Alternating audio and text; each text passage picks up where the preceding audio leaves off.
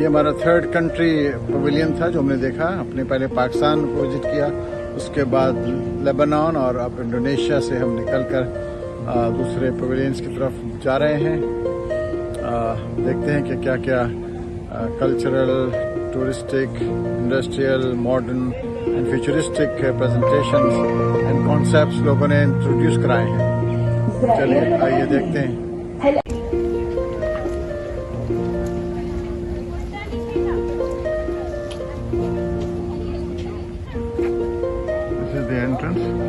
Opportunity gate हम के सामने आ गए हैं। यहाँ से हम दाखिल लेंगे। यहाँ पे लोग फैमिली पिक्चर्स लेते हैं खड़े होके। तो ये एंट्रेंस की एक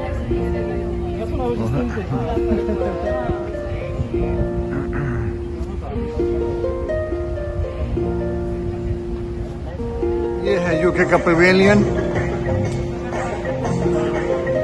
देखिए इसमें क्या उन्होंने नुमाइश की है, क्या कुछ यूके का कल्चर, यूके की हिस्ट्री या यूके का फ्यूचर पेश किया है। चलिए आइए देखते हैं।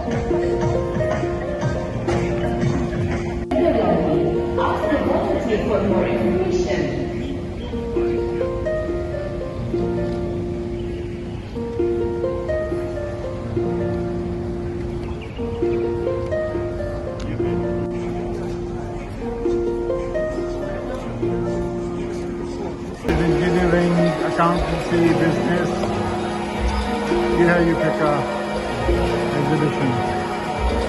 Nothing in structure but lot of stories behind these words, as you can C.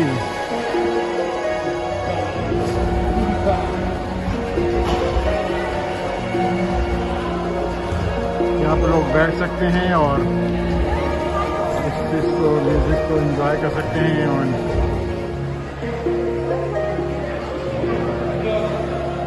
this is UK representing the globe, its history, its culture, its business,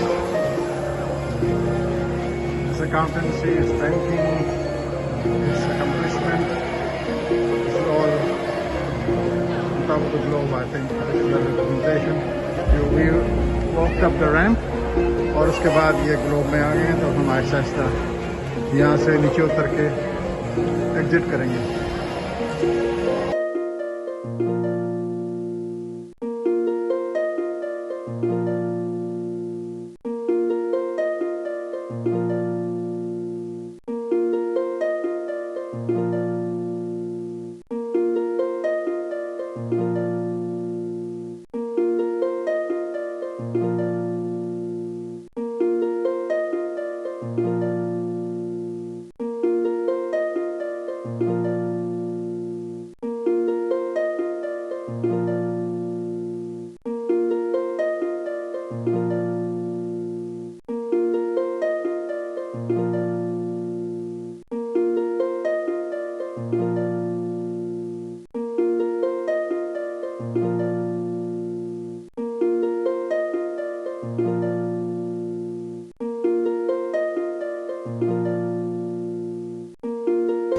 जगह जगह नाइस और शेडी खूबसूरत जगहें रेस्ट करने के लिए बनी हुई हैं। अभी हम यहाँ पे बैठ गए ताकि आधा घंटा रेस्ट कर लें।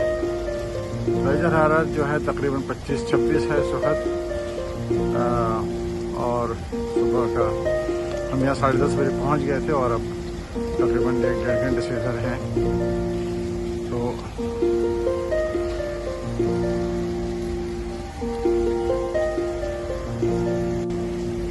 एग्जॉस्टिव विजिटर्स जो हैं जगह जगह इन रेस्टिंग प्लेसेस पर बैठ सकते हैं। और ये देखिए शेडी प्लेसेस बनी हुई हैं जहाँ पे खूबसूरत आर्किटेक्चर पेश किया गया है। और उसके अलावा दाएं बाएं आप देख सकते हैं रेस्टोरेंट्स भी हैं, कैफ़ेज़ भी हैं।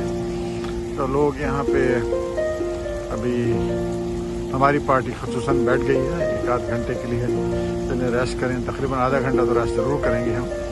उसके बाद हम रेस्ट ऑफ द एक्सपो को एक्सप्लोर करेंगे। डेफिनेटली वर्ल्ड स्टेज पे एक बड़ा इम्प्रेसिव शो बनाया गया है दुबई की तरफ से।